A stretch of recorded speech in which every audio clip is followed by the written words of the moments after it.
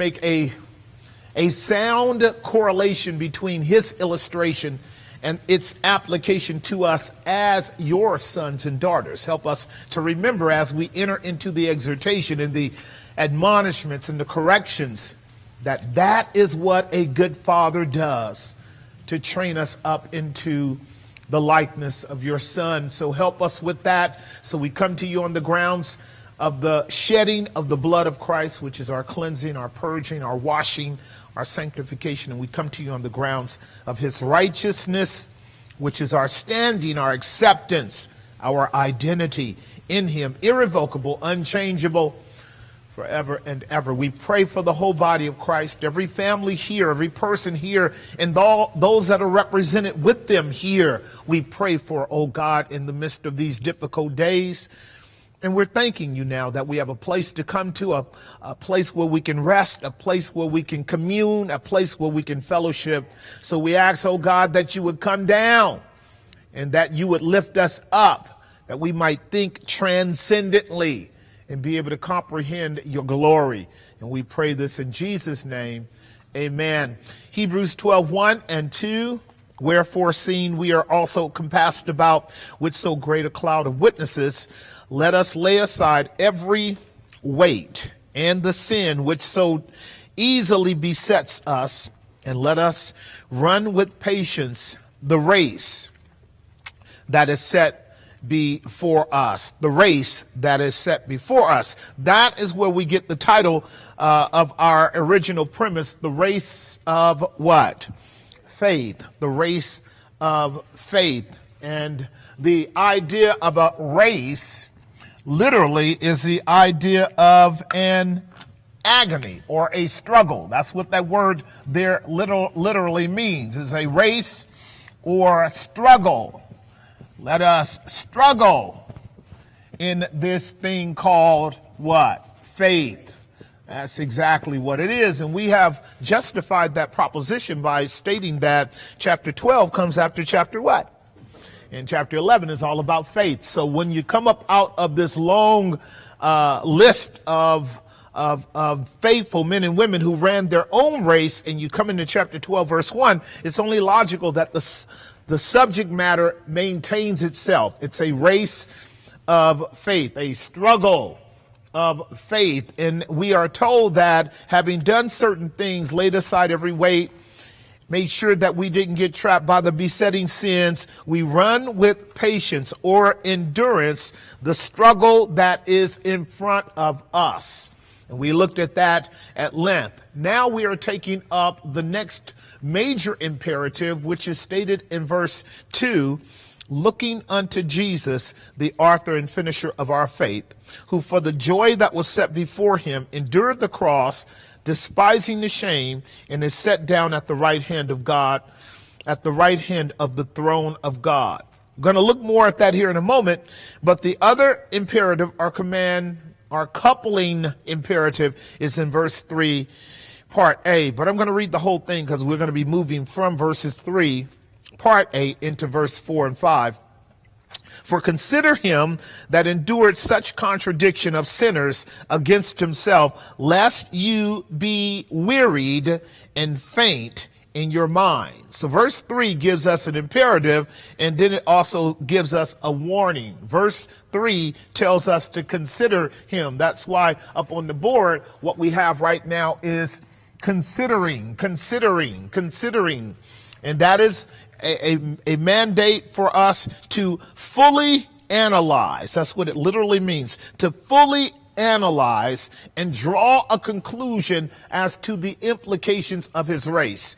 Analogizomai is our Greek term, to analyze, to give an account, to take all of the data and to break it down and to assess it and to look at it and say, what does this mean? What does it say?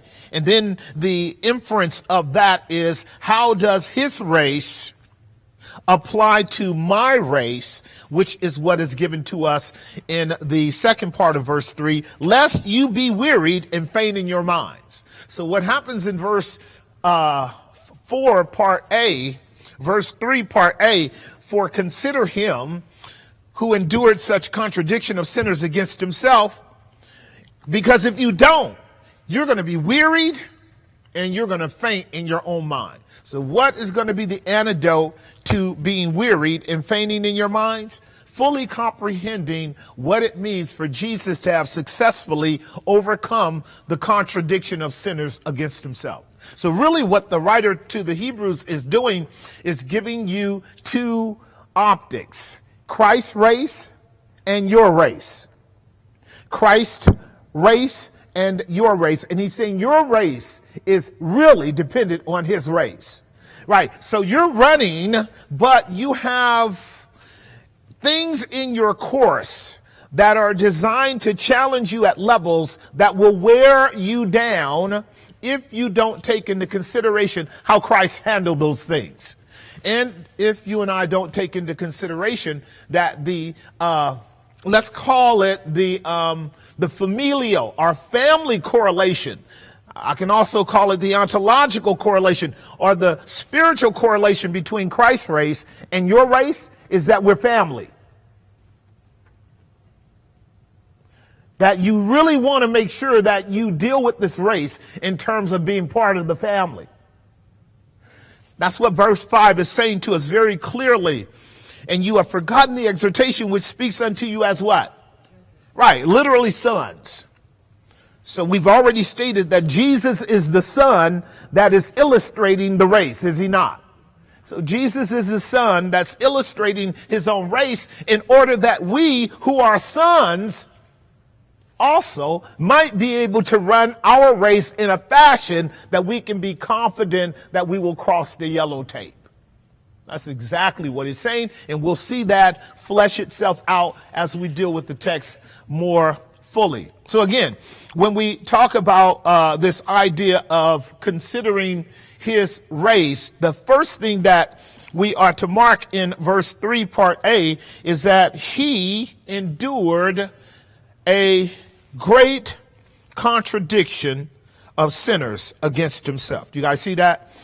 He endured a great contradiction of sinners against himself. Now, I want to work with that because that's going to mean a little bit of something in preparation for going back to verse 3. Now, and this becomes something that is to be weighed out on a experiential level, as well as, and therefore, not as well as, but, and therefore, a spiritual and emotional level. This is the way that I stated it on Tuesday.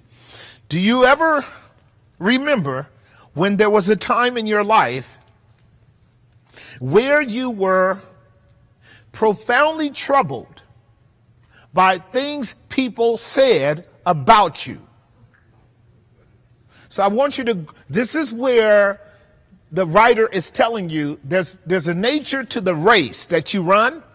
There's a nature to the gospel race, the race of faith that we run, that requires us understanding how to deal with antithesis. That term contradiction is literally antilogion or anti-logos, or words that are against you. Words that are against you. We're going to look at that for a moment now, because obviously what the Hebrew writer wants us to do is consider what Jesus went through the moment he started running this race. Consider all of the adversaries that had everything they wanted to say about Christ and against Christ. Okay? Consider that. This is what you do when you empathize with someone that's struggling. This is what you do when you sympathize with someone who is in a state of suffering. And there's a real sense, as we're going to see the scriptures emerge here in a moment, that from the time that Christ took on a human nature until the time he said tetelestai in John 19:30, he suffered. The totality of Christ's life was a suffering. Write the word suffering down, because this is going to take us back to some studies I talked about a month and a half ago around right thinking, thinking that is necessary for us to make sure that we don't avoid suffering.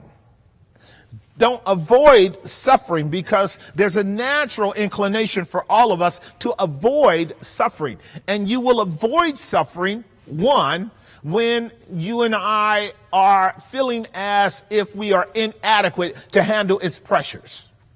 Two, when you and I fail to realize that suffering is part of sonship. And now we're holding in context his suffering and our suffering, which again is his race and what? Our race. And they are tied together by the proverbial expression, my son, do not despise the chastening of the Lord. For all whom the Lord loves, he what? Right. And so we're gonna build that. We're going to build that out. We're going to work that through in a little bit more of a contextual application so that we don't do what we can do with a lot of verses, and that is quote them so much that they don't have any more shape or application. They're just words. And verses have to maintain shape. They have to have a context. They have to have a primary premise, a purpose, and then they have to have the broad dexterity of application for them to mean something to us. Otherwise, we're quoting them like John 3:16. For God so loved the world that he gave his only begotten son, that whosoever believes in him should not perish, but have everlasting life. And for the vast majority of the human race, they will never interpret that properly because it's overused. And so I don't want to do that with Proverbs chapter 3:7, but I do want you to think through that this is an axiomatic principle of relationship between a father and his son. A father who is good and has a vision for his son knows how to shape his son so that his son from a child grows up to be everything that the father wants him to be. And if Jesus is our model, then we're motivated by the model of Christ to look at him deeply, consider him fully, and then to pray that the communicable aspects of his race would be applied to us so that we could have the same kind of outcome.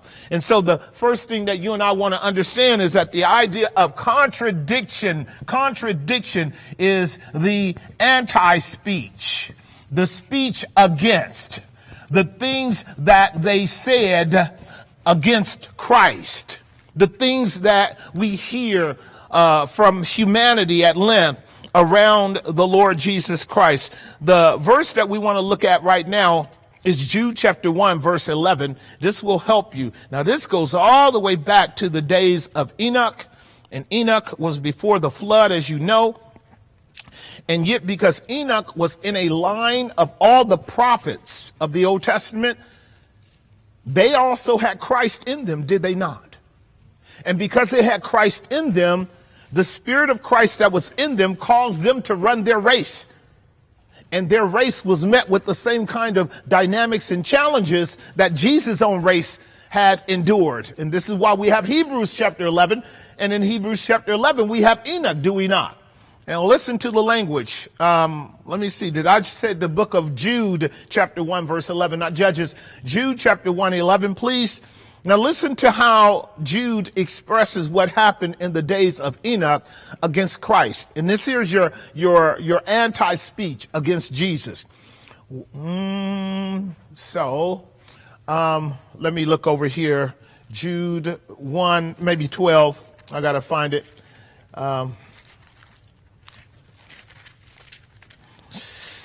All right, so it's Jude 1:15. Jude 1:15. Start at verse 14, if you will. Start at verse 14. We're going to go through 14 through 16 and capture this. And Enoch, also the seventh from Adam, prophesied of these, saying, behold, the Lord is coming with 10,000s of his saints to execute judgment upon all, and to convince all that are ungodly among them of all their ungodly deeds, which they did, are ungodly deeds which they have ungodly committed, and of all their, watch this, hard speeches which ungodly sinners have spoken against him. You see it? So the Spirit of God highlights the vocabulary of men that proceeds from the heart. Out of the abundance of the heart doth the mouth speak. And you and I can imagine that if God is keeping record, well, there's a whole lot of hard speeches that have accumulated over the thousands of years against Christ. But you can be sure that he's keeping record of those same kinds of antilogions, anti-logos, anti-speeches against all of his people. And here's the reason why. Because as the Spirit of Christ was in Enoch, and as the Spirit of Christ was in Noah, and as the Spirit of Christ was in Abraham and Isaac and Jacob, and of course the women, all the way up to Christ, and then the apostles, and then on to today, the same record is being kept of all the hard speeches against the people of God. This is why Christ, the writer to the Hebrews, is saying to you and me, remember the kind of contradiction of sinners that Christ had to deal with. And of course, you guys know in the history of the Gospels, Matthew, Mark, Luke, and John, right? That Christ had to constantly deal with what we call ad hominem attacks. Did he not? From his earliest days. There are areas in which we could have speculated about what would have occurred at the very fact that Mary has a baby by somebody other than Joseph. Now, y'all know human beings. You know human beings. So you know Jesus had to deal with it, not only with all kind of human beings who are on the outside of the reality of who Christ is, and because they don't love him, they don't know him, and because they don't know him, they don't see him, and so they're going to talk contrary to him. But now let's even bring it into a closer circle. He's got siblings, and he's the firstborn, and these siblings are from a different daddy. Now, come on now. He's got to deal with all that growing up, does he not? Because his siblings are going to necessarily be operating out of a contention of hierarchical rule or a tearing down of the authorial structure of the firstborn because they don't have the same daddy. You understand what I'm saying? And then because what you're going to be dealing with is the qualitative nature, distinction of nature between Christ and his siblings. Can you imagine? Jesus never sinning as a little boy. I couldn't have stood it. It wouldn't have been durable. Right? Because the impeccability of his obedience would have been so provocative to those of us whose standard falls so far short. So you and I can cultivate that, can we not? His obedience to mom and dad would have created such animosity out of every one of the other children, because every time they were told to obey, they didn't because of impulses in nature that led to their limited capacity to obey. And then here they go looking at big brother Jesus, and every time mom and daddy said do something, lickety on the split. That makes for all kinds of sibling rivalry. And Jesus still had to love them. And he loved them perfectly. And then when he reached maturity and was called by the Spirit of God, publicly exposed to be the Son of God, Matthew 3:17, this is my beloved Son in whom I'm well pleased. The next thing he knows, he's getting a direct hit from the devil himself. And from that day on till the day he hung on the cross, he had to endure the anti-logos, the anti-speeches against him. He's a child of fornication. Uh-oh, it's out now. They were able to sit around and do the numbers. You know how people who ain't got nothing to do but pick at dead things? Pick at dead things. We done figured it out. This can't be his daddy. This can't be his daddy. How can he be Messiah? Can you guys see all that? He's a child of fornication. He's a glutton. He goes around talking about he's a Messiah, but if he was really a good Messiah, he'd be like us Pharisees. He'd wash his hands every time he eats. But he didn't. And that part I loved about Christ. I love that about Christ, because by the time my face is greasy, I have forgotten to wash my hands. I have a habit of not washing my hands every time I eat. Now, I do wash them, but I have a habit of looking and discovering that I did not create this kind of pathological obsession of making sure even when I thought about food to wash my hands. That's me and about 7 other billion people on the planet. which I could segue over into this mass psychosis if we wanted to and get into the hyper cleansing doctrine, which is a fallacy that's part of keeping people hoodwinked, as you guys would know. In any event, Jesus is dealing with hard sayings, anti-speeches against him. And what the Hebrew writer is stating as he lays it out here in Jude is that this has been going on since the beginning of the world. Why is that? Because light and darkness cannot coexist together in a mutual harmonized way. That there is going to be enmity between the fleshly man and the spiritual man. And you guys know that by experience, do you not? And here the Hebrew writer is telling you and me, guess what we got to do? We got to negotiate that. We got to think about the hard speeches that come against us, and then think about the hard speeches that came against him, weigh out the similarities and weigh out the differences. If there are similarities, good. Then what we're told by Christ and we're told by Peter is that we are to bear suffering with patience. If there is disparity, that is to say, if there's a few vestiges, a few seeds, just a few thorns on your rose bush of witness and testimony, if you poke people a little bit, if you agitate them the wrong way, if somehow there is just a measure of provocation on your part, then you are to recognize that as ungodly and ask God for mercy, because we can provoke people, can we not? We're sinful human beings. Nevertheless, we live with that struggle. And so what the Hebrew writer would tell you and me to do is to consider the contradictions that Christ himself endured of the sinners that were against him. This antilogion, this gainsaying. This is the way that Jude calls it in Jude chapter 1, verse 15. Look at verse 16. Verse 16 says, these are what? Murmurers and what?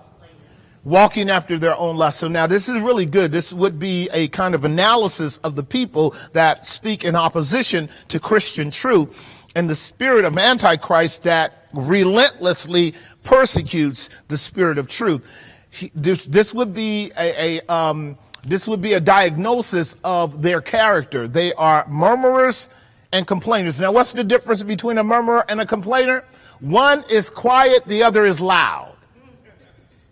I'm just helping you. Murmuring is when you go mum. All right. Complaining is when you're out loud with it. All right. So one murmurs, the other complains, but both of them are walking after their own lust. Neither one of them is in pursuit of godliness or the glory of God. It's all motivated and generated from their own carnal, fleshly passions. Does that make some sense? It's important to get that. Now watch this. And their mouth speaketh great swelling words, having men's persons in admiration because of advantage. In other words, they are idolaters of men who are in positions of power. Now that makes all the sense in the world. You see that through the book of Acts, where the apostles are being persecuted by the rulers of the church. And you see it ascending and becoming more vivid in the life of the apostle Paul, where he has to stand before Felix and Festus and the governors. And you hear all of this kind of flowery speech from one person to another. Your most noble Festus, your most honorable Festus. We've got this pestilent individual who has been running around just, wreaking havoc. And so he's a butt kisser. You know that. Right. And so having respect of persons because of the benefit. One more verse 17, I'm believing.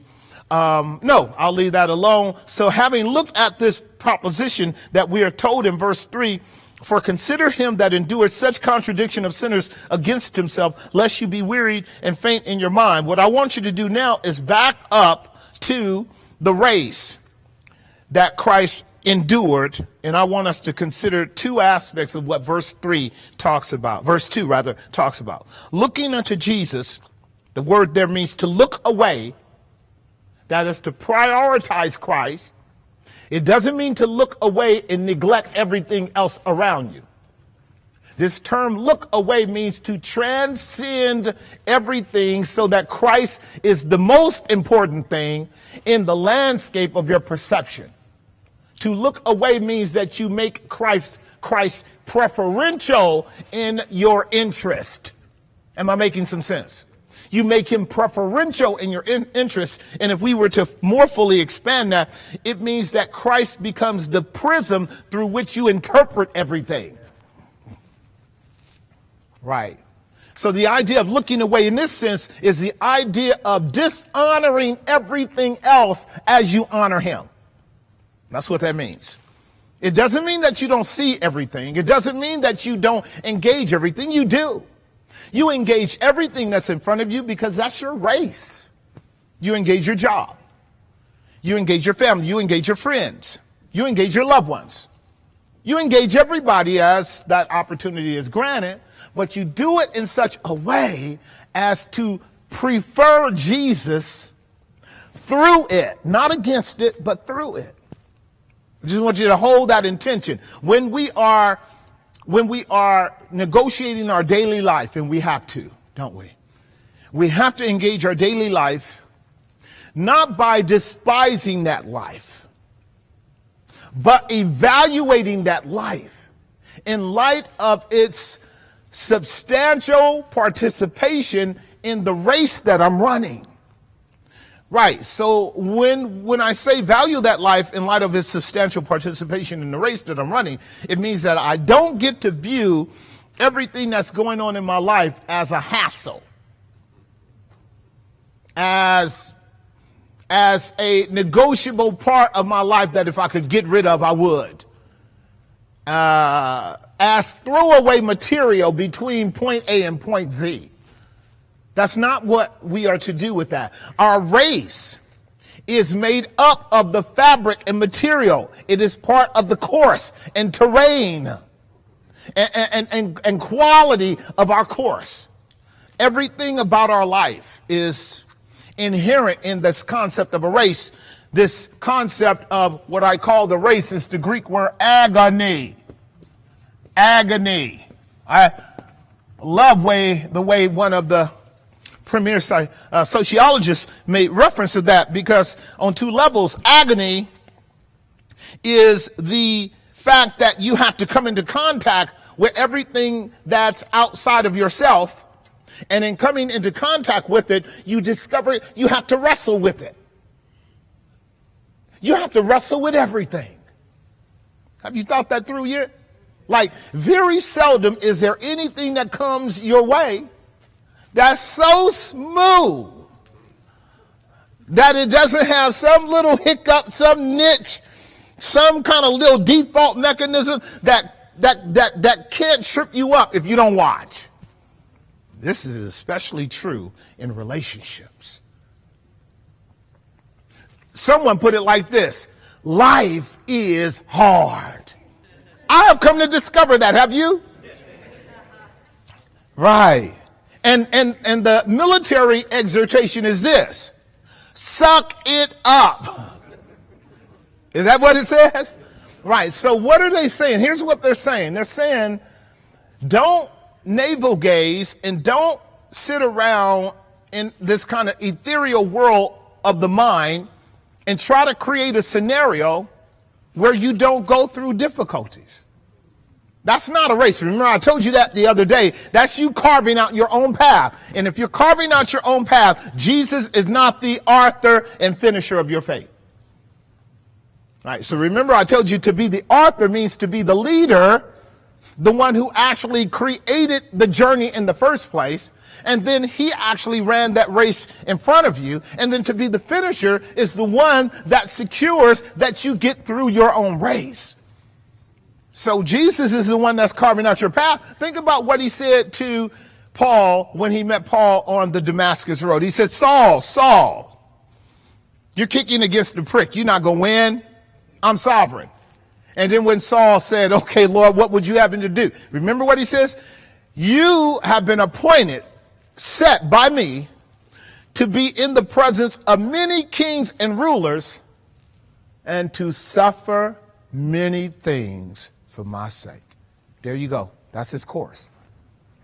He couldn't change that course. That long distance cross country race is going to be filled with ups and downs, pits and valleys, dark places and traps and gins and snares. And that was the call of the master for him. So that what did Paul have to do? He cast aside every weight and he considered the cost and he started running, didn't he? One chapter over, he's getting right at the business of preaching the gospel to the Jews because he took the master seriously. And you and I have to do it too. But he says, as Christ says, but I will deliver you from all of them. So that's your race. So Paul he was under no illusions that he was going to have to face contradictions too. So this is important for you and I to understand. Looking unto Jesus, the author and finisher of our faith. And we talked about this, for the joy that was set before him. So what the author did here, as we saw on Tuesday, was let you know that one of the strategies for persevering in the race is being able to keep your eyes on what's in front of you. One of the strategies for persevering in the race is being able to keep your eyes on what's in front of you. Now, here's a problem. If you don't know what's in front of you, you can't keep your eyes on it. Now you can say, well, but Jesus is in front of me. Great. What does that mean? See, remember what I talked about? Empty rhetoric is not sound theology. It is not an evidence of spiritual growth. Well, Jesus is in front of me. What does that mean? Help me understand what that means, not only in the larger general objective sense, but what does that mean for you? Paul knows what that means for him. Paul knows to get to Jesus, he's got to go through these rulers. He's got to go through Caesar. He's got to go through Rome. I must go to Rome. And I got to get through Jerusalem. And they kill all the prophets in Jerusalem. Everywhere Paul had to go, he said, I must go there. I must go there. I must go there. And every place wanted to kill him. So I'm asking you, what does it mean for Jesus to be set out in front of you, right? This is what we have to think through. But doesn't it make sense, children of God, that one of the compelling driving components that keeps us moving forward in this race is that we have a vivid, constant reminder that what's in front of us makes running this race worth it. Okay, so I want you to capture that, because part of the doctrine of faith is the doctrine of an inherent compelling toward that which we don't yet see. That's the nature of faith. Faith is the substance of things hoped for. And hope is always in front of you. And hope is not seen, because if it was seen, it no longer would be what? Hope. This is Romans chapter 8. So what I'm doing with the Hebrew writer is exhorting you to think about as you're running, because this is going to be what we come up against here in a moment, that when you find yourself really struggling in your race, you can probably actually defer to the question, am I still operating out of hope? Because if I'm not operating out of hope, I have, within the framework of my mental capacities, either shut that file down or allowed it to be diminished as a window to the point where I don't see it anymore on the screen. And I'm now running a race where I'm struggling, and the struggle is a nearsighted struggle. The struggle is right in front of me. And I can't get past that struggle. I can't see a week from now. I can't see a month from now. I can't see a year from now. Am I making some sense?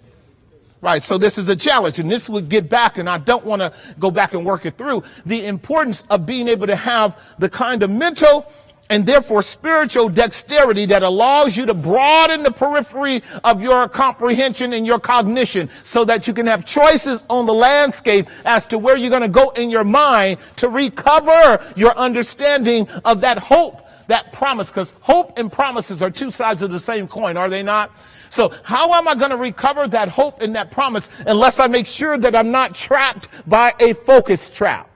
Did I talk about that? How the lens narrows and something in front of me is causing me to be blinded to all of the alternative benefits that are mine in Christ that I can reach forward to intellectually and mentally, and in terms of memory, in terms of promises, in terms of God's word, and apply it to the situation in front of me, so the situation in front of me can be mitigated, so I can get a clearer screen to keep running. Does that make sense?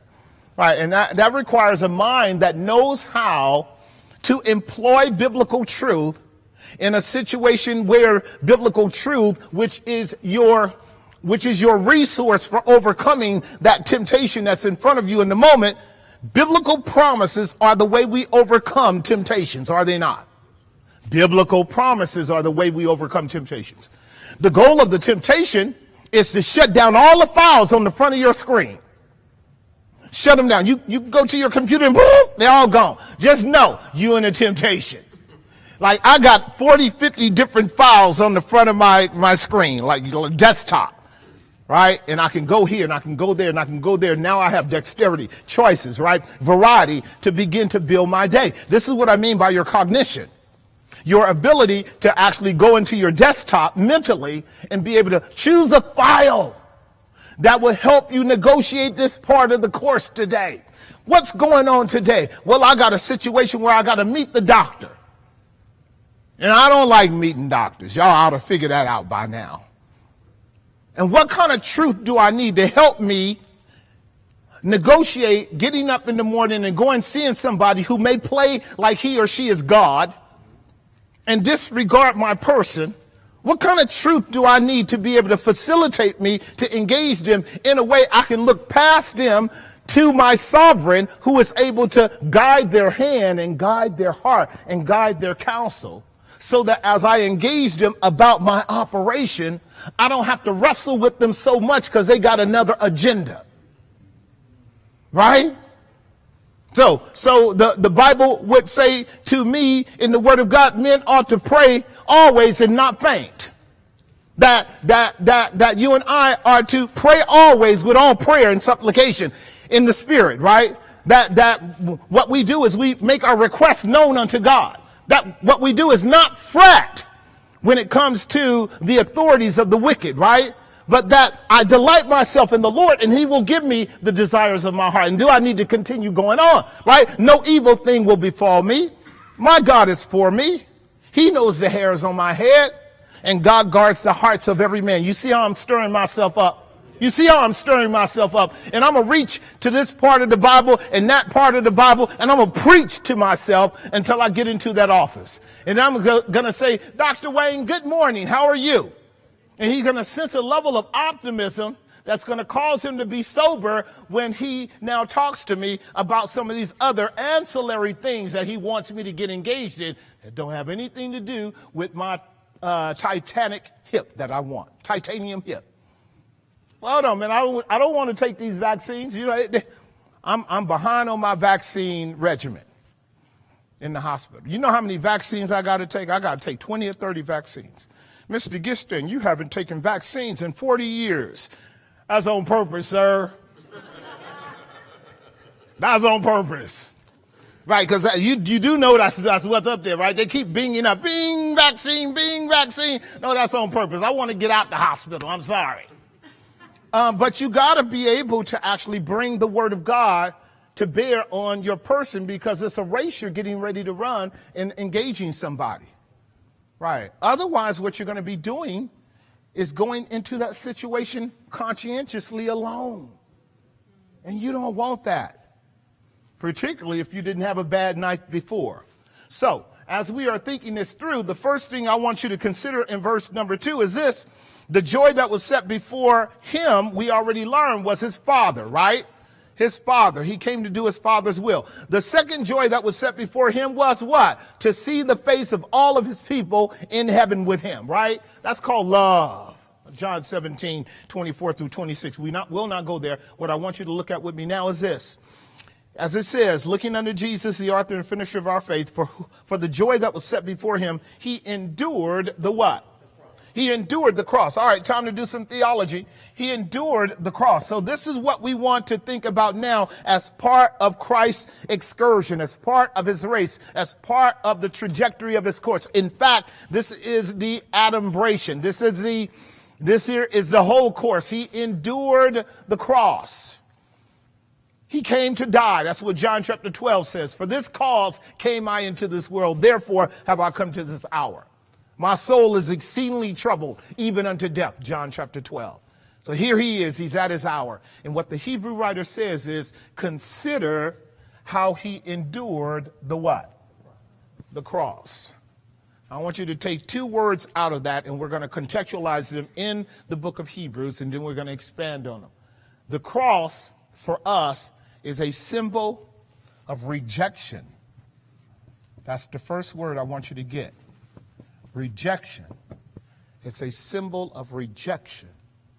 And the other word I want you to get is shame. Shame. It's a symbol of rejection and shame. Now, for me, as the Hebrew writer is calling me to think these things through, you know what he's training me in?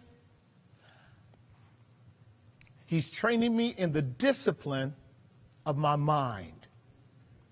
He's training me to think in a way that actually strengthens and buoys up my emotional makeup, so that my emotional makeup doesn't work contrary to the experiences that are coming my way every day, and then become like an antibody to actually attack my mental dexterity, my mental discipline, my mental focus. Am I making some sense? Since y'all learning a lot about how viruses work, right? So antibodies are attacking anything that seems alien to it. And what I hear the Hebrew writer teaching you and me is that part of successfully running our race is thinking well enough to make sure that our emotions don't work against us. Watch this. Watch this. So the first word I call your attention to is the word rejection. Do emotions come up right there? You better know it. You better know it. These emotions come up here at the concept of rejection is because every one of us are insecure intrinsically, apart from a reinforcement of who we are in our identity by God. When we are not reinforced as to who we are in our identity by God, we are fragile creatures. Do you know that? Right. And the fragility of our being, our personhood, is contingent upon or dependent upon how well we have learned to define our personhood in terms of who we are in God, and how God has reinforced our personhood, that is our identity in him, so that when people actually challenge my personhood or challenge my identity, I'm not so easily moved. I'm going to say it again, so I want you to get this.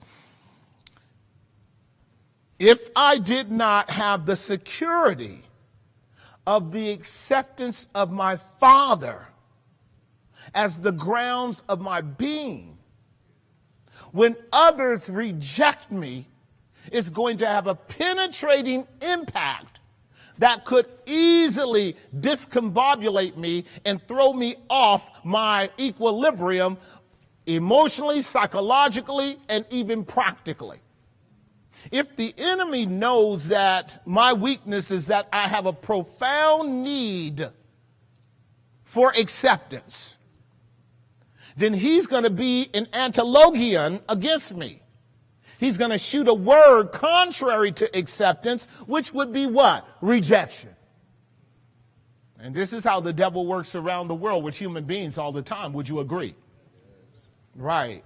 And this is part, again, of the endemic problem that we have as human beings on an individual level and then on a larger collective level. So you find us on a sociological level wanting to be part of tribes.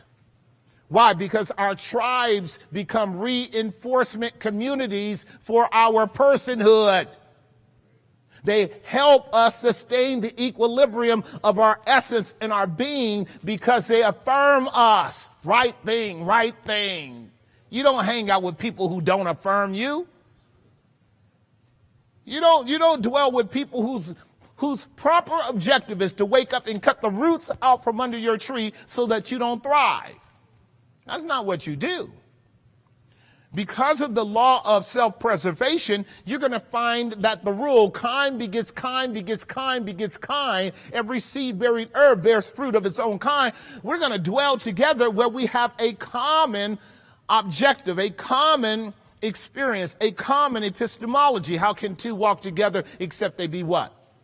All right. So this is so obvious but we can affirm it in the person of Christ. Now, Christ came through the seed of Abraham, did he not? All right, so when he was he born in Babylon?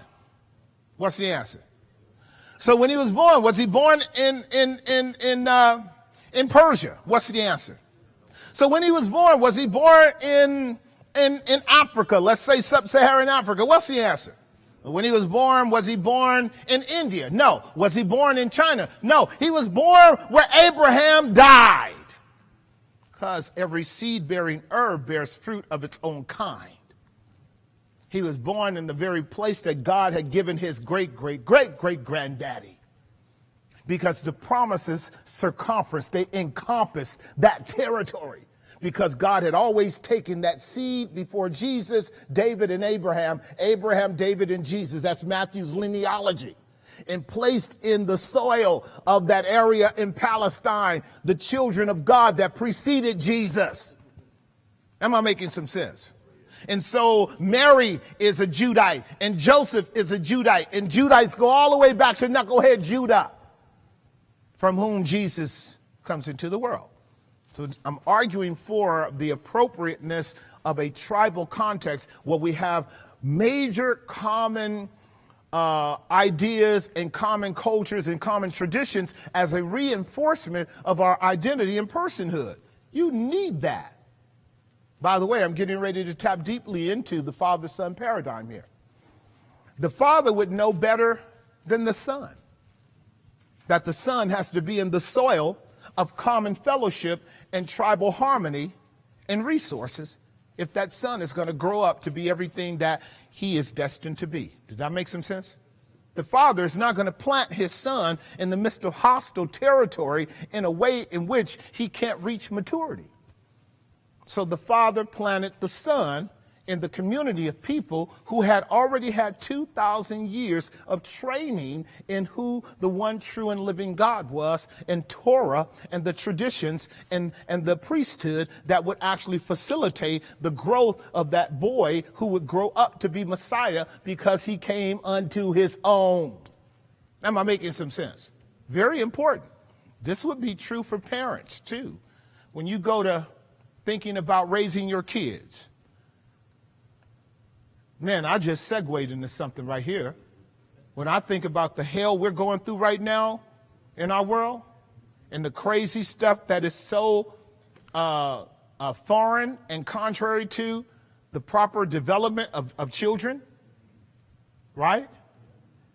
This is no place for raising children if they don't have all of the safeguards necessary for them to have the best advantage they can to grow up in healthy personhood and a proper perspective on their identity. Right, this is very important. So very important. So when we look unto Jesus, the author and finisher of our faith, for the joy that was set before him, he had to endure the cross, and it was a symbol of first what? Rejection. And then a symbol of what? Rejection and shame. Does shame have an emotional component to it? So rejection and shame has a deep, profound, impactful component to it on an emotional level, doesn't it? And so Jesus had to take that hit, didn't he? He had to take that hit. So now the reason why I'm calling your attention to rejection is because he came unto his own, and his own what? Which means they did what? Rejected him. And the reason why I'm speaking to shame is because the cross is a symbol of God's law, which declares a man a sinner, and to be a sinner is to be shamed. Is that not right? It's to be ashamed, because the sinner, apart from Christ, is naked. So now in your nakedness, you're dealing with all of the vulnerabilities of exposure to a community of people that are aggravated against you. Does that make sense? So do you know that Jesus was stripped twice on his way to Calvary, and he died on the cross naked? Did you know that? Right, because nakedness, again, is one of those humiliation factors that go into condemning someone and killing someone and having people mock him and scorn him and ridicule him. Y'all got that? Right. So now listen to the Bible because it will explicitly lay it out. Isaiah chapter 53, verse 3. This here is the cross text. It is the center of the gospel in the book of Isaiah, but you already know this. He is what? There it is. And what? Rejected of men, a man of sorrows, acquainted with griefs, and we hid as it were our faces from him. Is that rejection? We hid as it were our faces from him. We hid as it were our faces from him. We didn't want to own him. We didn't want to affirm him. We didn't want to see him. We didn't want to love him. We didn't want to know him. Got it? And we esteemed him not. This is exactly what the cross is. It's about not esteeming someone. It means to reject them. To reject them. To reject them. Now, I'll show you a text that underscores the shame factor. Verse 4, pull up verse 4. This might do it by way of analogy for me. Isaiah 53, 4. Surely he bore our grief, he carried our sorrows, yet we did esteem him stricken, smitten, and afflicted of God. That was our assessment. Verse 5.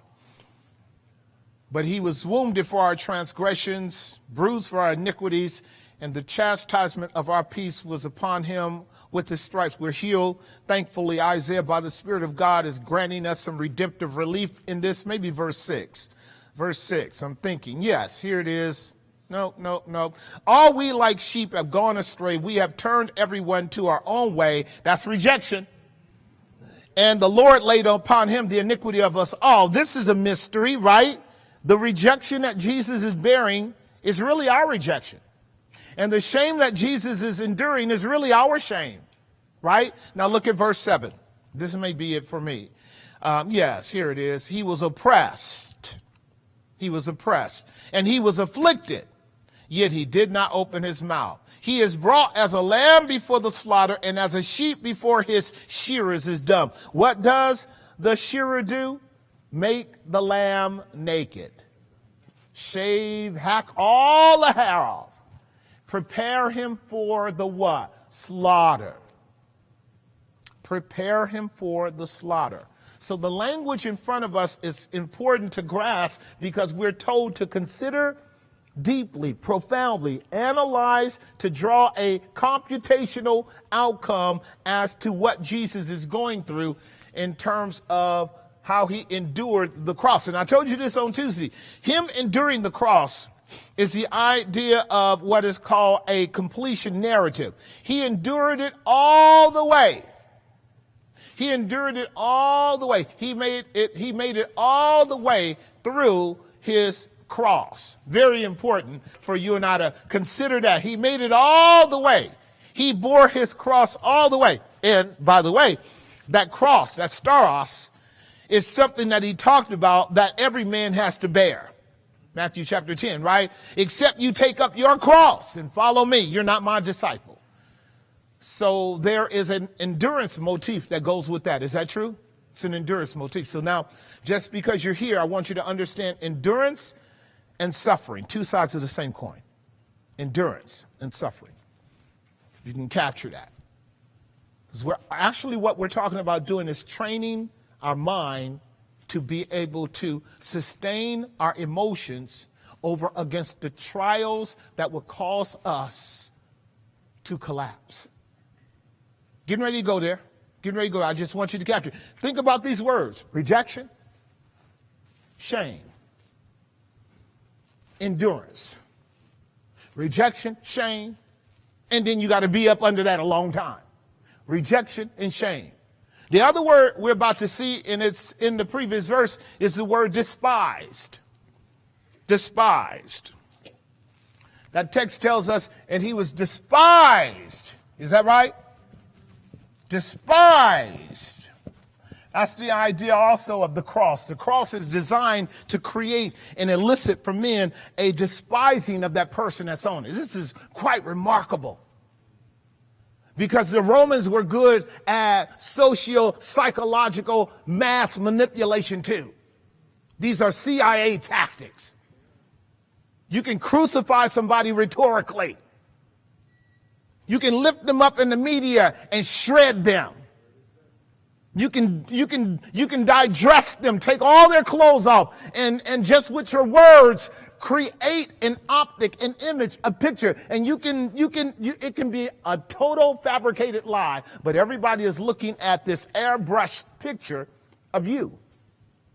And if they're undiscerning, they can be made to despise you, which is what you guys have seen as an experiment with Facebook over the last 10 years. Is that true? And they don't have any idea whether or not that optic that they're viewing is true or factual or not. They're just moved, Pavlov's dog, slobbing, salivating at the mouth to actually respond to mere projection of images and propositions. You know those people are not in control of themselves. And that's why we are where we are today. That's where we are today. And so, look with me now at Hebrews chapter 6, because in Hebrews chapter 6, the writer that's writing in Hebrews chapter 12 is really taking up from Hebrews chapter 6, applying it now, advancing it to Hebrews chapter 12, as he says, you guys need to look deeply and fully and carefully and account for what the cross symbolized on this man of whom you're saying you believe in. Now, the Hebrew writer says this. I'm going to start at verse 3 if you don't mind. This is beautiful, but I'm going to start at verse 3. Well, start at verse 4. For it is impossible for those who were once enlightened, that is to say, have experienced the epiphany of biblical truth brought to them, created the disruption of the realization that they were under a delusion that they were all right with God, and therefore they came to realize that they're sinners. They quake in their boots until the gospel moved from sin to salvation in the revelation of the high lifted up one, Jesus Christ, on the cross as God's righteousness to everyone that believes. So they went, whoo, there's an escape from the disruption of my conscience around my sin, and it's in the person of Jesus. So they quickly said yes to Jesus, but they forgot the 4 soils that we dealt with a couple weeks ago. Y'all with me? And they were happy to shout and run around the church that there is therefore no condemnation to them that are in Christ Jesus. And when he, the Spirit of truth, has come, he will convince you of sin, of righteousness, and of judgment. So we're happy that sin is paid for. Christ is our righteousness, and there's no condemnation. Right? But does that truth take root downward and bear fruit upward? Because these are the people in the book of Hebrews that the writer is writing to, who are ready to turn Jesus in to go back to the temple. Are y'all hearing me? Now watch this. Here it is. It's impossible for those who were once enlightened and have tasted the heavenly gift and were made partakers of the Holy Ghost. I said this about a year ago when I taught on this. I want to help you with this one because some of you by inference will be leaning into, did they commit the unpardonable sin? So the unpardonable sin is virtually impossible for men to commit. The unpardonable sin is virtually impossible for men to commit. Those who do commit the unpardonable sin have to overcome a major series of privileged revelations that came to them that don't come to most men. Like, you haven't committed the unpardonable sin because you cussed Jesus. You haven't committed the unpardonable sin because you say you don't believe in the Father. You haven't committed the unpardonable sin because you say something stupid about the third person. Did you understand? A lot of people in the weakness and fragility of their mind, Pastor, I wonder if I committed the unpardonable sin. I go, do you really wonder, do you commit the pardonable, do you really wonder whether or not you committed that sin? Yeah, I really do. I really do. I said, wait a minute, now do you really? I swear I do, Pastor, I swear I do. Then you didn't commit it. Then you didn't commit it. Because you're not going to be having those kind of agitated thoughts if you committed blasphemy of the Holy Ghost. Did you hear what I just stated? Because to commit blasphemy of the Holy Ghost, you have to go up 7 or 8 rungs of revelation and experiential knowledge to go over on the other side and harden yourself against all that testimony and say Jesus is a liar. i.e., you fundamentally have to become a Judas Iscariot. That's just going to be the short version. Very few people had Judas's experience and privileges. Do you guys hear what I just stated? In the first century, the concept of the unpardonable sin was not used a lot, but where the apostles talked about it, they almost always exclusively talked about it concerning their Jewish counterpart who had all of these revelations of God historically for 2,000 years. You only have I known out of all the people of the earth. I did great wonders and signs and mighty miracles among you, the kind of testimonies that are really incontrovertible. And yet you're going to say, where is God? See, the Jewish people would be more inclined to a guilt of that crime. Are you guys hearing me? So here's what the text says in verse 5. And having tasted the good word of God and the powers of the world to come. Again, this is a whole list. Go back for a second. I got you for another 45 minutes. I want you to capture this. Go back to verse 4, please.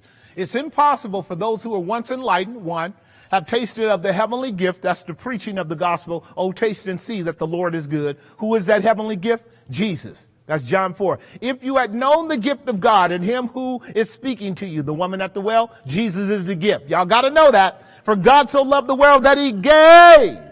Christ is the gift, right? So enlightened, that's the work of the Holy Spirit, allowing you and I to experientially taste Christ.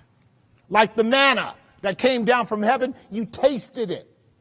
That's 2. And then we're made partakers of the Holy Ghost. 3, that is, you experience the power of the Holy Ghost to draw you into the community of faith and allow you to see the power of the Spirit of God working among the people of faith. It does not necessarily mean that you were regenerated. It just means you were brought close enough, as Judas was, to see all these other men operating in gifts that are temporary gifts that were employed by Christ to show the world around him that the kingdom had come. Am I making some sense?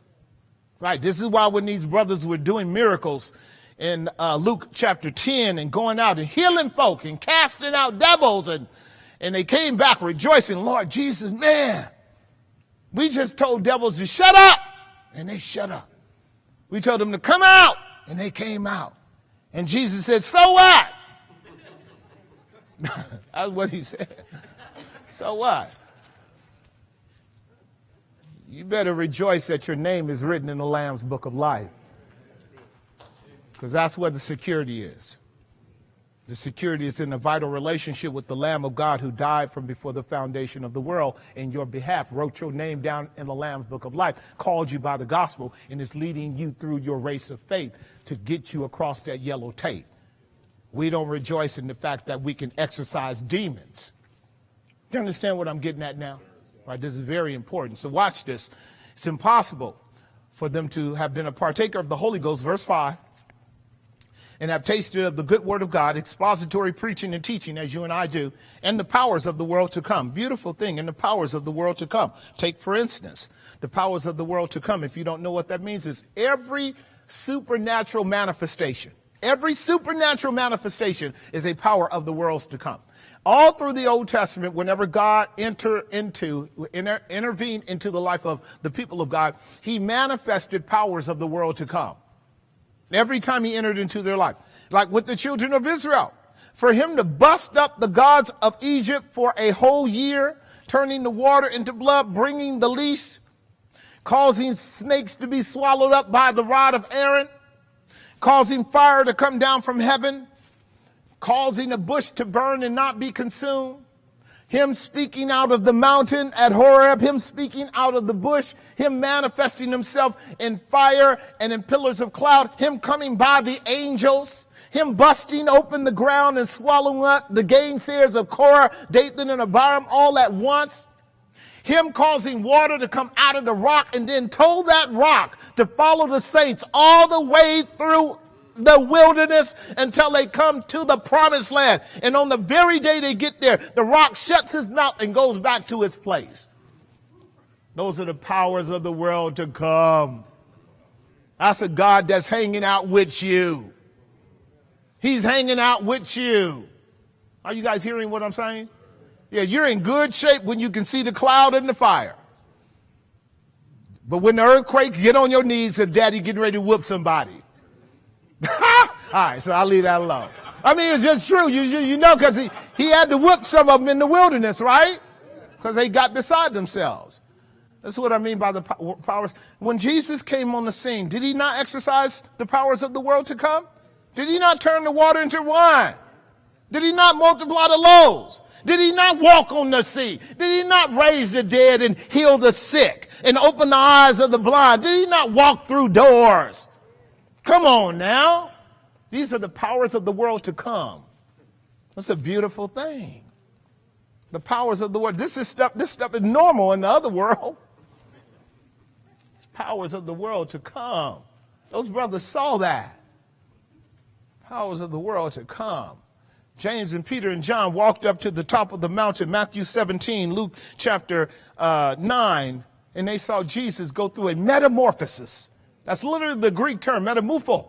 And it's the idea that he immediately shined in front of them, and the effulgence of his intrinsic and hidden glory as God began to leak out everywhere, and they saw the things to come. Am I making some sense? Yeah. And none of that saves you. Did you get that? So, you know, right now with this mass world deception, raping people's capacity to reason and think through, before this, you know, our churches were clamoring for all this stuff 40 years ago. Lord, show up and heal us. And they had every trick healer on the planet coming through, like Pharaoh's physicians, magicians, doing the same thing that Moses could do for two or three times until they had to admit, oh, this is the finger of God. Pharaoh, do you see how God did tow up our whole country? Right? So the power of God excels the power of the devil infinitely enough to expose the devil for being a fraud. And the Christian has to be patient to get past all of those hoodwinking preachers, because we don't think well. Am I making some sense? We don't think well, and we can easily be hoodwinked by some holy water for whatever donation you can send in. We're dealing with a much greater mass miracle now than you can even imagine. Much greater one that's doing much more of an impact on us today. And it's interesting. This thing is formulating itself into a religion. That's what I've been teaching you guys. It's formulating itself into a religion. The terminology and the rhetoric is already coming out of the mouth of the priests in the political realm. Okay, it's formulating itself because that's what the Bible said. There will be a conflation of politics and religion. That's how that system always works. And it has to get the superstitious, because the superstitious are the ones that are operating out of levels of fearfulness, and it doesn't want to buy into it. So now it has to start using the nomenclature of religion to draw you in. All right, so that's where we are. Verse 5. Here it is, verse 5 and 6. You've tasted of the good word of God and the powers of the world to come. Now look at verse 6, because I want to unpack that in relationship to the symbol of the cross representing rejection and shame. This is explicitly laid out by the Hebrew writer. Here's what it says. Watch this. If they shall what? That's our Greek term apostasia, to fall away. It's impossible for those once enlightened, that's the first proposition and clause, if they shall fall away, having had all these previous experiences. Y'all got that now? So line number 4 says, it's impossible for those who were once enlightened, if they should fall away. Now, this is what we call a subjunctive. This is a hypothetical. What this means is, if they could fall away, if in fact they experienced all of these things and they could fall away, here's his argument: to renew them again. And this here is an inference teaching that what it means to be saved is to be renewed. Am I making some sense? It means to be renewed again unto what? Repentance. Now this is really interesting. You're getting ready to see this in Hebrews 12 when we use the second illustration of Esau. Because Esau is our final warning illustration in our Hebrew 12 text. Esau abandoned his birthright, and as a consequence, he found no repentance. You guys understand that? So here the text is saying, if they should fall away, to renew them again unto repentance is impossible, seeing that they do what? Are we talking about the cross now? Now watch what the statement says. Seeing that they crucify to themselves. They crucify of themselves. They crucify from themselves. Their own hands will have done this. They crucify to themselves, a middle voice. They did it for their own purposes. They're saving themselves from the Roman Empire. They're saving themselves from Nero. They're saving themselves from Caesar by rejecting the Savior that hypothetically saved them. Raise your hand if that made some sense. All right, so I'm glad to be here. 80% of you got it. It's because, you know, we carved this stuff up. But I want you to hear it contextually. These are Jewish people who had an opportunity to leave Moses and come to Christ because the gospel demonstrated the superiority of grace over law and works in Jesus. And they came on over. The book of Acts said many of the priests believed, many of the Pharisees believed, 5,000 on one hand, 3,000 on the other, and many came to Christ. That's the book of Acts. It's really true. They all came. Now, when persecution comes for the word's sake, remember the parable of the sower and the seed on the shallow ground? They rejoice for a while, but when persecution comes for the word's sake, they fall away. This is the context. Y'all following me now? This is the context. Here it is. If they shall fall away, to renew them again unto repentance, seeing they crucify to themselves the Son of God afresh. What does that mean? To crucify the Son of God afresh means to what?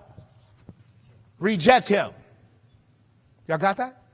It means to reject him. It means to reject him. Christ hanging on the cross is a symbol of him being rejected. We just read all that. Come on now.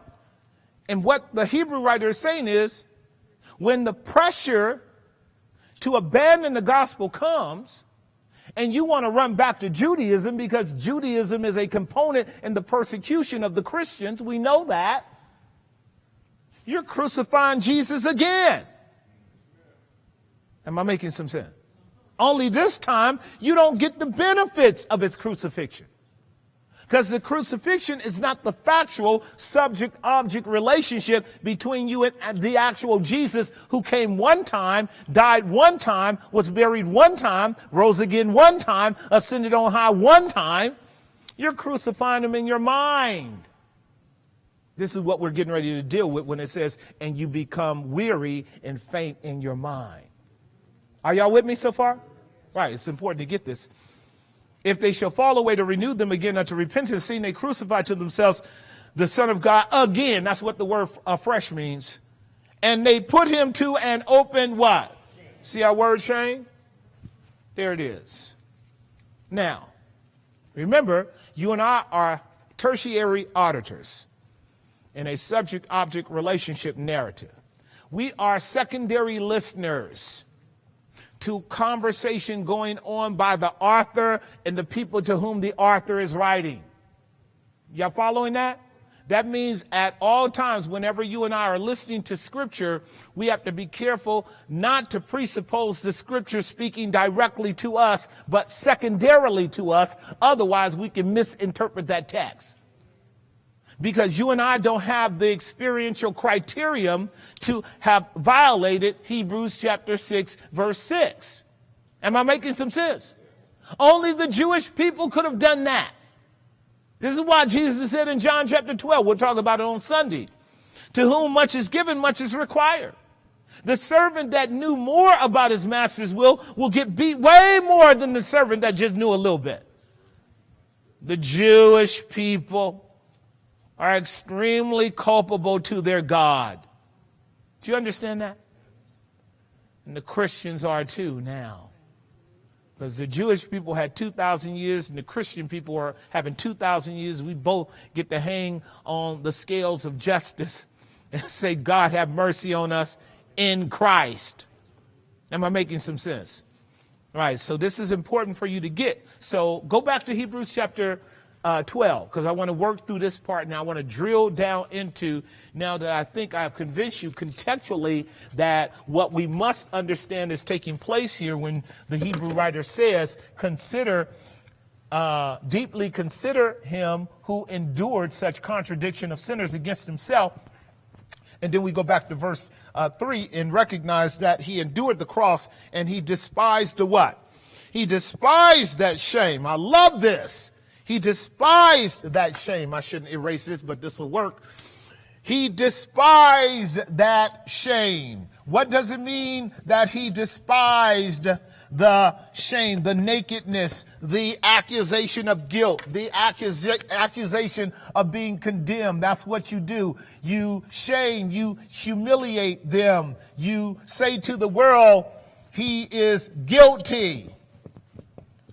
But he was not. But he was, because he was guilty for me. That's why he kept his mouth shut. And as a lamb led to the slaughter, he did not open his mouth because he took on my guilt. He took on your guilt. He took on our guilt. And being a true surety, he could not open his mouth, for to open his mouth in defense of himself was to cause you and I to be culpable of having to pay for our own sins. He bore our shame. Am I making some sense? Right. But this is a beautiful truth here. And this is getting ready to deal with how he ran his race mentally. What did he do with this shame? What did he do? All right, I want you to get that. I want you to get that. We're getting ready to see how the Hebrew writer is playing a word game to teach you and I something about sonship and about rejection of sonship. It's going to be clear in your text. He despised that shame. That Greek term despise there means to make it so small and insignificant that it has no emotional or psychological impact in your life. Remember, I taught you this about a month ago as we were dealing with optics, and I was telling you how the disciples honored the word that came to them from the women that the stone was rolled away and the body was gone. And that John and Peter honored that word, blew it up in their mind, and it motivated them to act. And what did they do? They got on the path. What was that? P-A-T-H, right? They were on the path. They paid attention to him. And so they got up and physically ran to the tomb. And when they came to the tomb, which is seeking God, Jeremiah 23:19, if you seek me, you will find me when you seek me with all your heart. They looked down and they waited for a revelation. Because when you come to God, you got to wait for revelation. And that revelation came, did it not? It first came to John because John was the more humble one. God resists the proud. But because Peter did run, eventually as he walked home, Christ showed up. We learned that, did he not? And he revealed to Peter the very thing that he revealed to John. The death, burial, and resurrection of Christ is confirmed by the open, empty tomb and the garments that lay there. Jesus is risen from the dead. This is what we celebrate, right? This is what we celebrate. The risen Lord, the reigning Lord. So Peter and John got it because they honored that word. Now, to dishonor the word is to shrink it down to insignificance. It's the term kataphroneo. Phronos means to think or to consider or to weigh in the mind. Kata is a preposition which means bring down. So when you hear something, you are either going to value it as to blow it up and make it significant. That's the idea of honor. When you honor someone, you lift them up. When you dishonor someone, you bring them down. The word despise is used in all of Scripture. You saw it in Isaiah 53. He was despised and rejected of men. What does that mean? Jesus was shrunk down by men in their minds. Am I making sense? He's shrunk down to nothing. This is where the mind games come in too. You and I will actually believe what we believe, not but because it's true, but because we have felt the power inside of ourselves to shrink something down to insignificance and make it insignificant. And because we've made it insignificant, we exercise a kind of autocratic analysis. We go, because it's insignificant to me, it's insignificant. But you and I gotta know that can't be true. Just because it's not significant to you and me doesn't mean it's not significant. But you see how a narcissistic kind of autocratic, self-affirmed deity kind of syndrome can set in on us? That can't be true because I don't believe it's true. Remember what we learned? Herod didn't have any interest in the child when the Magi came 800 miles from Persia to see the Son of the living God. And because they sought him with all their heart, did they not find him? And when they found him, did they honor him? With gold and silver and frankincense and myrrh. And they called him the King of Israel. They honored him in their hearts. But because they honored him in their hearts, guess what they did? They sought him. They saw his star way back in Persia. And they said, whoa, this must be the time. Don't let me sidetrack. I can a little bit here. It's 8 o'clock. I got 20 minutes with you. So God's people, the Jewish people, were scattered into all the world in 587 BC. This is called the diaspora. Because of their rebellion against God, they went into Babylon. Now, for the record, they went into Babylon because they wanted to go into Babylon. They only ended up in Babylon because they were Babylonians in their heart, way before they were Babylonians geographically. Are y'all following me? They had worshipped all of the pagan gods of all of the gods around them. Egypt, Babylonian, Persian, all the pagan gods they had brought back. Solomon helped out with that, by the way. 1,000 wives, 700 wives, 300 concubines, right? He helped out with that. And so all these gods are in the land of Egypt, and God is saying, hey, no, it's just me. You don't get to have all these husbands. It's just me. No. And they kept multiplying gods like a tumor. Am I making sense? Everywhere you look, you got shrines everywhere. Can I paint this picture for you while I got you for 20 minutes? Because I want you to understand theology right. I'm getting ready to make the application, if you're not already there. Whenever God ships his people off to go somewhere to discipline them, it's because they're already there in their heart. As was the case when Israel was in the wilderness and their hearts were in Egypt. So by the time the captivity comes, ladies and gentlemen, it's simply a manifestation, a material manifestation of what's in our hearts. Y'all know what I'm saying is true. Right. So when we think about what happened with the Magi are way in Egypt, way in Persia. But the Persians had heard the gospel because of Nehemiah and Ezra and Esther and Brother Mordecai and all those faithful saints who walked in that darkness with the light of God's promise and the gospel in their hearts. And if you read the book of Esther, many came to believe on Jehovah through Esther and through Mordecai because they resisted that genocidal policy that was raised up against Israel. Are y'all hearing what I'm saying? They resisted it. They resisted it. This is what Daniel meant many decades earlier in Daniel chapter 11, where it says, and they that truly know their God will do exploits. They won't just stand around. They will do the work. The text will teach us on that too, about resisting sin. That's in our text.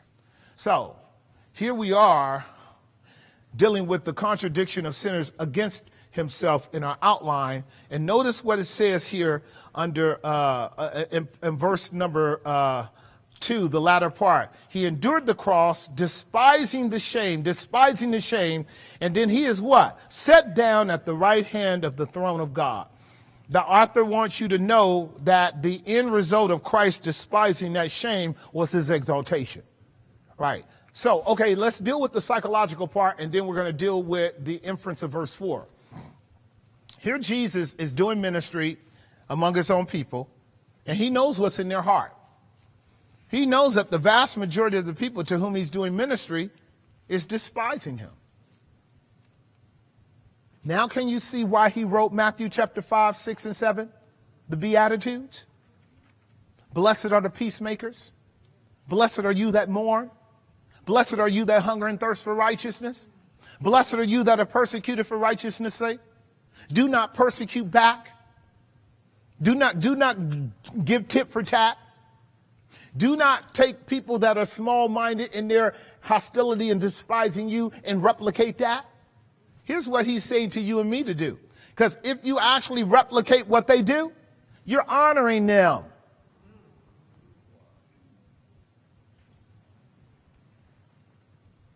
You're making big their tactics. You're making big their strategy. You're making big their value system. Am I making some sense? What you do when they come to you with these contradictions, these antilogions, is you shrink it down. You despise it. You bring it to naught. You go, that means nothing to me. I'm a child of the living God. Before me is the Lamb of God. He is my leader. He's the one that has finished the race. He's at the finish line waiting for me. I despise that. That's what Jesus did. He despised everything they said against him. He shrunk it down. He set it at naught. Now here's the juxtaposition. Are you ready? They set him at naught. The builders, the stone which the builders rejected, the same has become the head of the corner. They set him at naught. He set them at naught. Y'all got that? Because he had a task to accomplish. He had to get to the cross. See, had he taken their method and blown it up, he would have been like them. Now you remember what the proverb says? Answer not a fool according to his folly, lest you be just like him.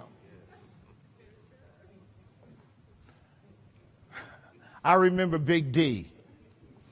Big D, when I first started preaching, he said, now, Jesse, I can tell you, young man, you in for a lot of challenges, boy. You in for a lot of challenges. And I want to just recommend one thing to you as you preach, because you can't preach this gospel and not have enemies. I just want you to get that. 36 years old. It's 24 years ago. He says, now, whenever you start wrestling with a skunk,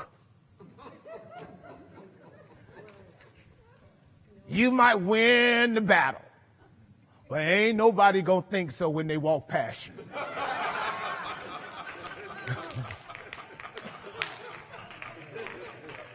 Okay? No, Southern wit could be applied significant in big doses in California. I can tell you that now. Southern wit. It helped me a lot. Because see, what we're talking about is running this race of faith and not being distracted by people that are gainsayers and coming at you. That helped me a lot over the years. Very important. Jesus did it. You got to be able to do that in order to stay on point. So he despised the shame. He sat down at the right hand of God. So good. I got about 15 minutes. And here's what I want you to do with me now. Consider the warm exhortation of verse 3. For consider him that endured such contradiction of sinners against himself, lest you be what? Wearied. And faint where? All right, so I want to talk about what, by virtue of the analogy of running, is like. The first thing he says is be careful that you don't get weary. That's a big problem in running, is it not? And then he says, be careful that you don't what? Faint. That's a big problem in running, is it not? I mean, once you are weary and then you faint, it's over with. Right. And here is where the battle is. The battle is in the what? All right, so I got three things to begin to talk about, and we won't finish this tonight. This is just breaking into the real sphere and dimension of this race of faith to which all the believers are called. And we've just considered deeply how disciplined Christ was in his own mind, have we not? And the reason why is this. Nothing of which you and I have considered deeply, analyzed, and assessed about Christ's race from the time he was conceived until the time he was crucified had anything to do with him being physically beaten or physically abused or physically harmed by anyone. This is all spiritual, psychological, and mental warfare. Did y'all just hear what I just stated? Everything we've talked about tonight is about words and the mind. And this is where the enemy has always won the battle. The snake didn't come in there with a lasso and rope and hog tie Eve and dragged her to a cave and said, "You're my woman." He talked to her. He talked to her. So here's what we want to talk about now is the way this language is used. So the idea here in verse 3, part B, lest you be wearied. Do you see that word wearied? The way that I want you to translate that is literally to become sick. To become sick. That's our Greek word kamno. And we can find this word in James chapter 5, verse 15. James 5:15. Listen to this language. And let me see. Yeah. And start at verse 14. Maybe I want to do a run on what James said. Is any what among you? That's our word. Is any sick among you? Let them call for the elders of the church and let them do what? Now stay with me. Sickness simply means that you have now experienced suffering in your health. You are experiencing suffering in your health because when you're not sick, you are what? Healthy, well, whole, soterios. And once you experience a bacteria or some fungi or a parasite or a virus, you now are suffering. Am I making some sense? And we're fighting that 24 hours a day, every day of our lives. And so if some of us are like what we would call healthy now, like our old sisters used to say, Lord, thank you for a reasonable portion of health. But we go up and down with that, and it's very subtle, in this complex system that we call our immune system and our physiology is complex because you can be healthy apparently in your physical constitution, but you can be just sick enough, just suffering enough to be emotionally fatigued. Am I making some sense? And therefore, being emotionally fatigued, you can be mentally challenged. And we know that that gets over into the area of psychology. But it's still rooted in physiology. Because a lot of mental health requires physical nutrition and physical intervention, does it not? So what I'm getting ready to share with you, that the battle that we're fighting is a battle of the mind, it's a battle of the heart, it's a battle of the will, and it's a battle of the body. The mind, the heart, the will, the body. We're back at Romans 8 now. We're in Romans 8. We are told that if you live after the flesh, you will die.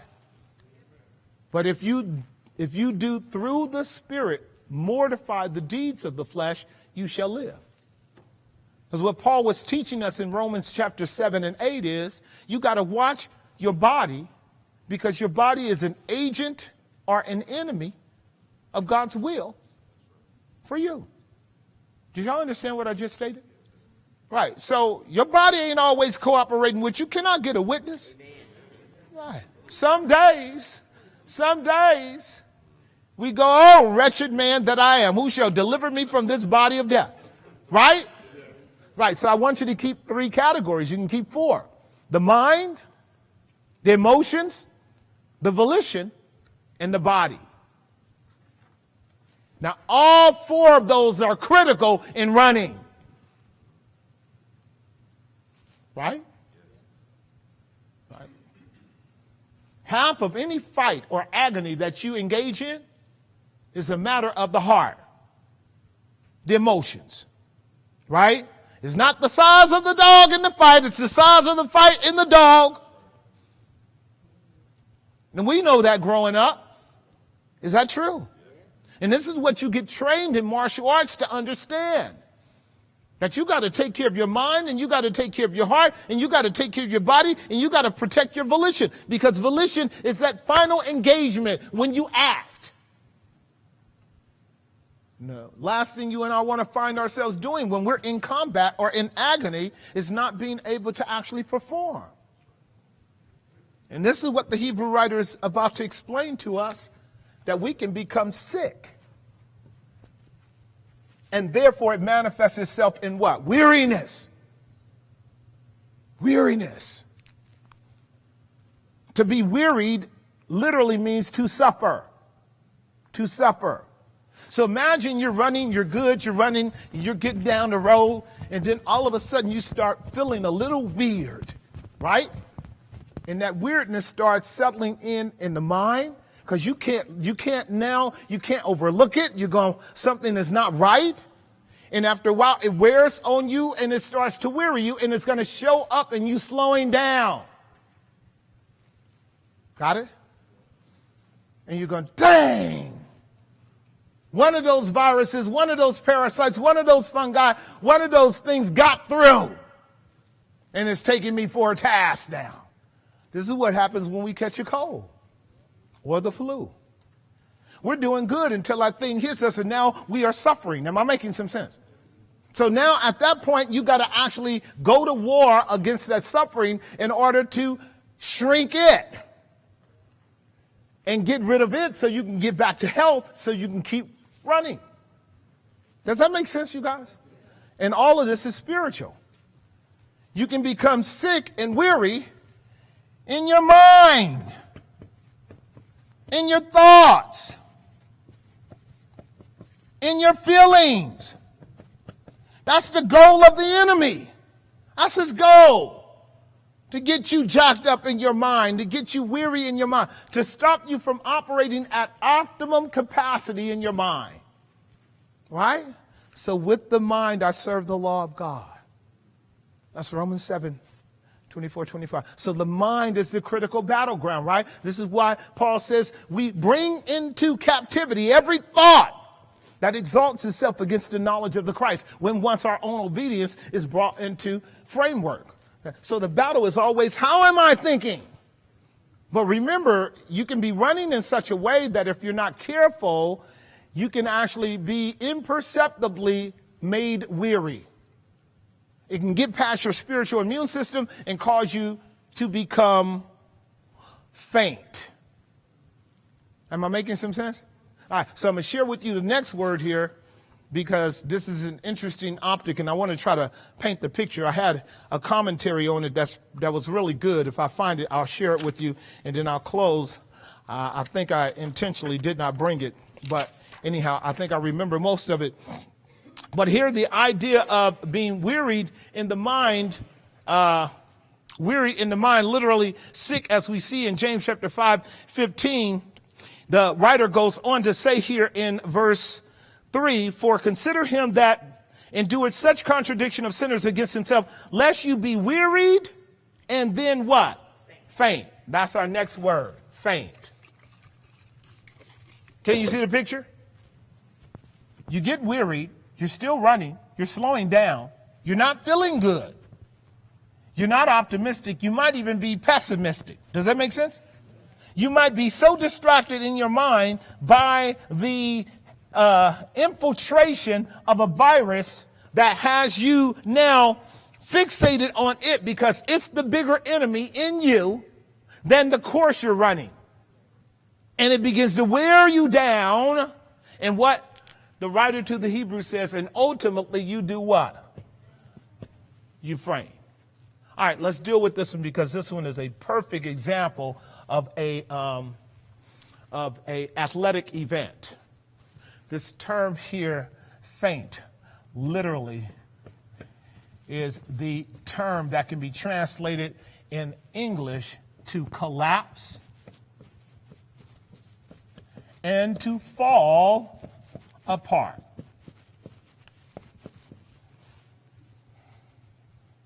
To collapse and to fall apart. So you see that person running, and then all of a sudden,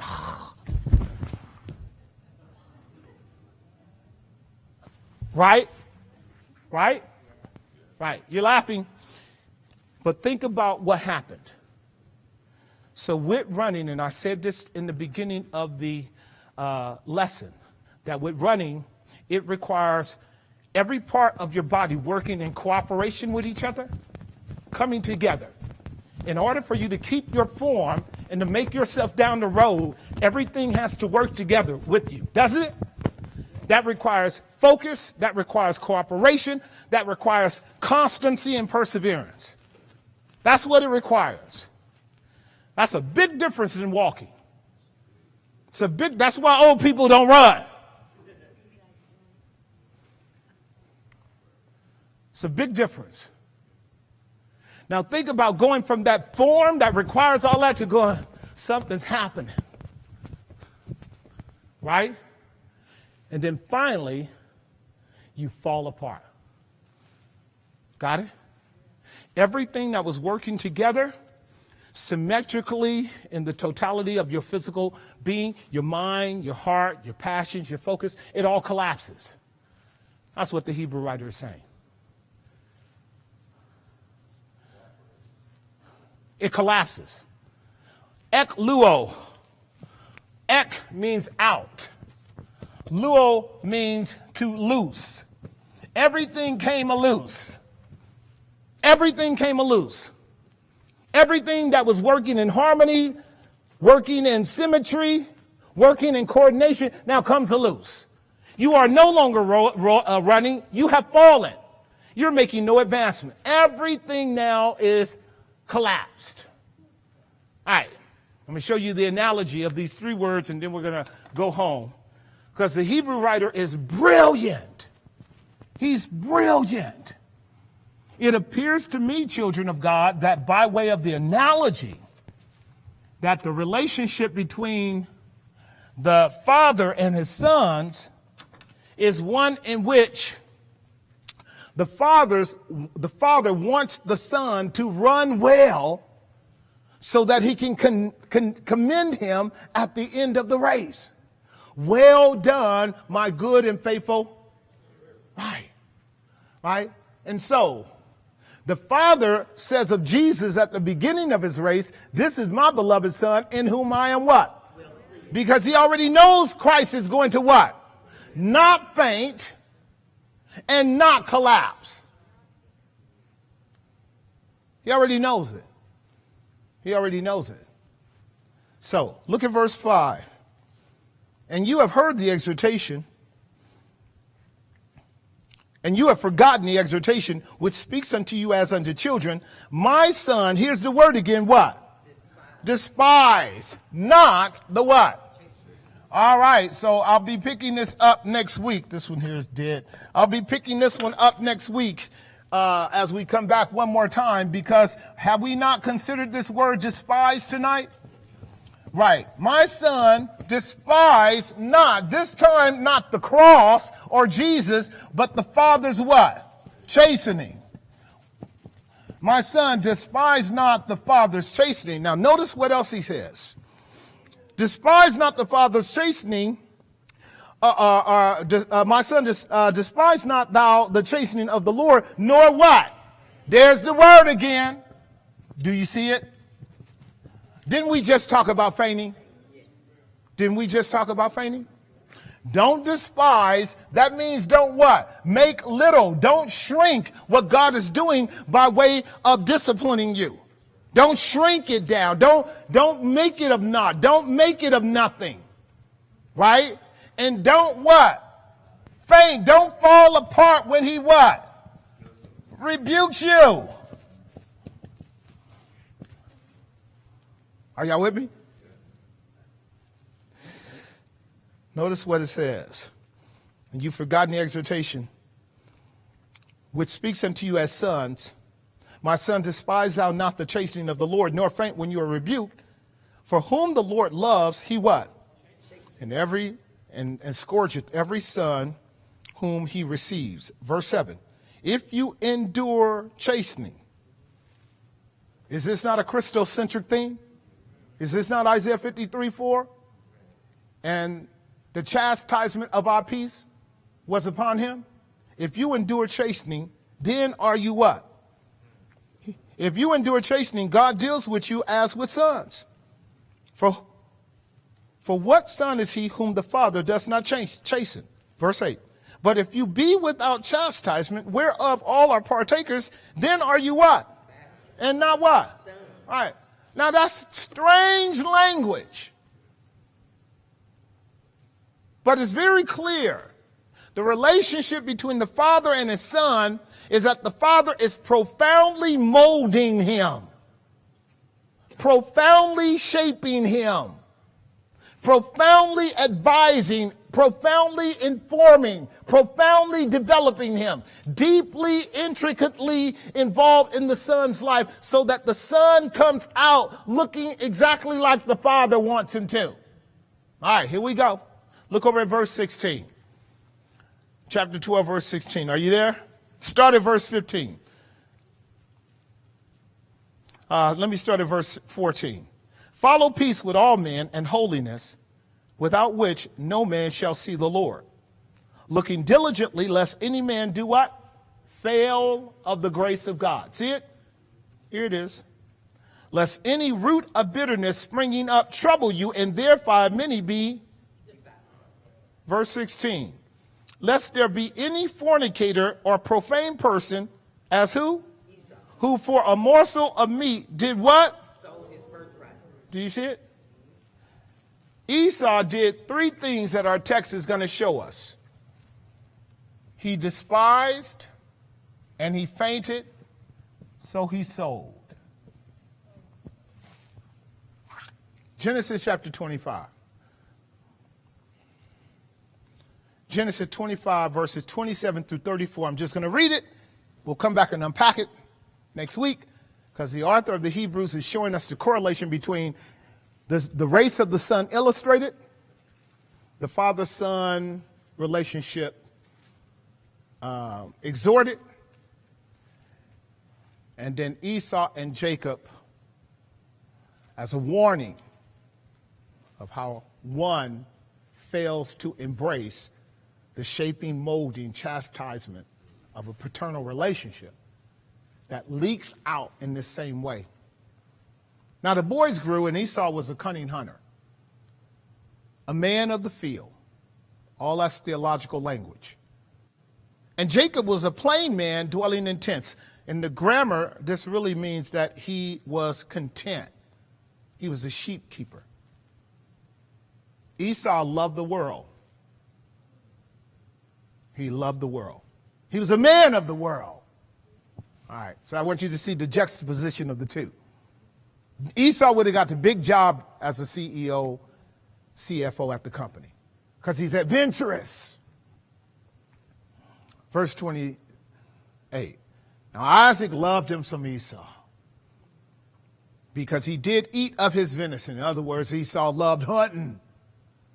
Big strapping brother and get out there killing. He loved him some flesh. But Rebekah loved Jacob. Now, we're not going to get into the dysfunctionality of mama and daddy right now. We're going to leave that for another day. Verse 29. And Jacob sought pottage, and Esau came from the field, and he was, what's that word? You think the Hebrew writer was playing with the term faint by accident?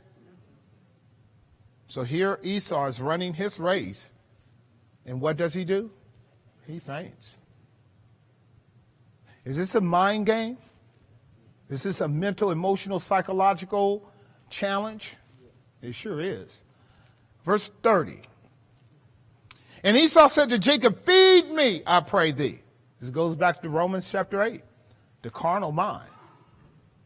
If you live after the flesh, are you guys keeping up? Yes. Feed me, I pray thee, with the same red pottage. I love this.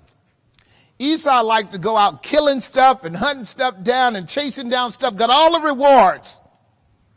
All the rewards. But Jacob cooks better than he does. All right, I'm going to leave that alone. He said, I pray thee with that same red pottage. I want that meal, Jacob, that you know how to cook. Man, you know how to cook it. And the red is an implication here too. And then he goes himself and confesses, for I am what? Faint. I'm faint. Therefore his name was called Edom. Edom meaning a red man, a hairy man, a carnal man. The Edomites are a reference to the perpetual enemies of Israel, though they actually be brethren, okay? It's another metaphor for the flesh. Here it is, verse 31. And Jacob said, sell me this day your what? Birthright. Now Jacob is asking Esau, how much do you value this red pottage, this gumbo, this stew? Let's see how much you value it. You guys see what we're getting at here? Now remember, the condition of Esau is that he is what? Faint. So he has a strong inclination for the famishedness of his physical situation, does he not? And Jacob takes advantage of it, doesn't he? Now we can get back to Jacob later because we know Jacob he's tricky. But that's a whole nother story. Because what difference does that make when what he is propositioning his twin brother with is his twin brother giving up the totality of the gospel just to have a little stew? Is that what's going on here? The totality of the gospel.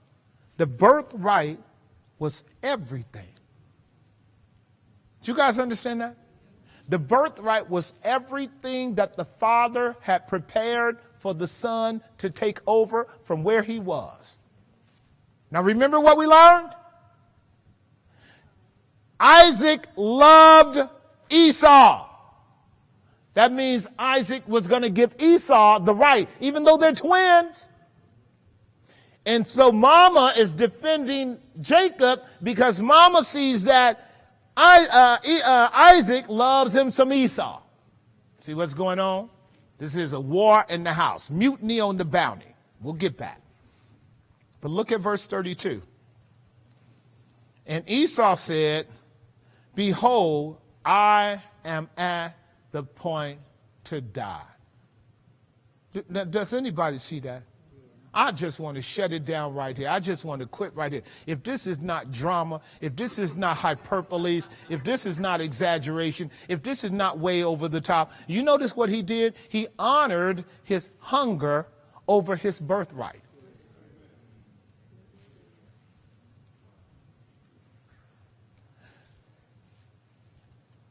Now watch this. And what profit shall this birthright do me? See it? Now the birthright is the gospel. It's the gospel. It's the inheritance. It's the promise. Did Esau honor the gospel? Did he despise the gospel? Did his despising the gospel come as a consequence of him being strong or him being faint? Him despising the gospel meant what in terms of his relationship with his father? He despised his father. Did he not? Verse 33. And Jacob said, swear to me this day. And he swore unto him, and he sold his birthright unto Jacob. Verse 34.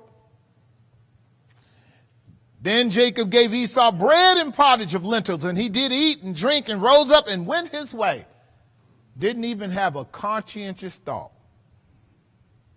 The birthright was no good to him as long as it didn't fulfill the lust of his flesh. Y'all with me? The birthright meant nothing if what he's in danger of is losing his capacity to eat, to buy, and to sell. It's right there. Do you see it? It's right there. Thus Esau, literally in the Hebrew, in this way Esau despised his birthright. So you guys can see how the Hebrew writer is talking to us about the illustration of Christ running and the relationship between the father-son paradigm. Because when the Father is working in our lives, it's in order to keep us from being weary, keep us from fainting, keep us from despising the birthright, and keep us from doing what? Selling it. All right, I'm going to need somebody to help me get this board down because we have a memorial tomorrow. Let me pray us out. Father, thank you for your kindness. Thank you for your mercy. Thank you for your grace. Thank you for the Lord Jesus. Thank you for our security in him. We pray, Lord, that we learn the lessons here, what it means to be sons under the discipline of a father whose hands love us and care about us and is shaping us. Help us to run this race with patience, looking unto Jesus, the author and finisher of our faith. As we go now, give us traveling mercies, we pray. In Jesus' name, amen, amen.